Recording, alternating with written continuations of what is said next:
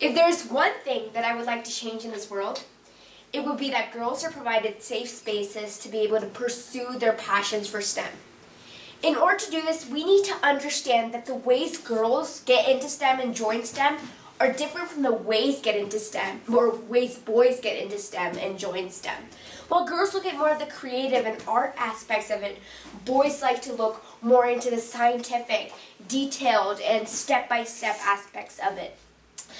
I want to see a day where schools, clubs, and organizations provide spaces like this for girls to be able to express their true passions. In 1842, Ada Lovelace developed a computer program for a machine that didn't even exist yet. More than 150 years later, women are lacking in STEM fields. The reason why this is happening is a pretty complex topic, but we can try to understand some of the reasons.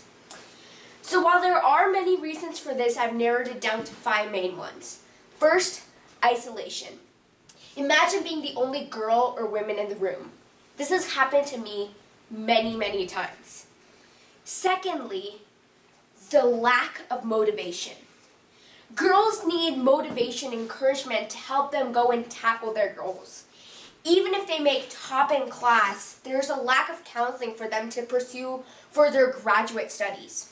Third, the media portrays more men as scientists than they do women. Fourth, the responsibility. After a girl makes it after academics, there isn't much flexibility for the maternity leaves or childcare opportunities that they receive. And lastly, the wage gap. For every dollar a man makes, for the same amount of time and same job that a woman works, she only makes 80 cents. So while all of these are bad news, schools, clubs, and organizations are working towards seeing a future where there are more girls involved with STEM. Maximizing more girls in STEM would be able to increase innovation and creativity in the workspace. I believe that I want to be a part of this effort as it goes forward. Let me share a personal story with you. Just recently, I was excited to join a STEM lab. I wanted to make new friends and learn about new topics, but when I got there, it was me and 7 other boys. My instant mind created this unconscious bias around this fact, and it was like I wasn't meant to be there. And this topic and this idea of a STEM lab wasn't for me.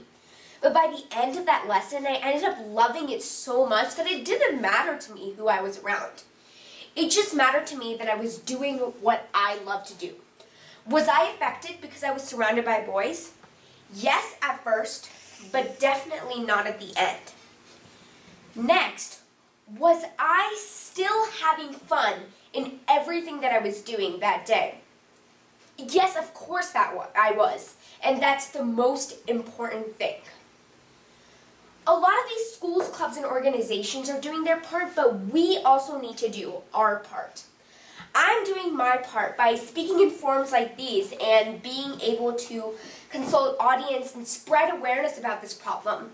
I'm also running workshops for not only girls in STEM, but also for teachers to help incorporate these ideas into the curriculums.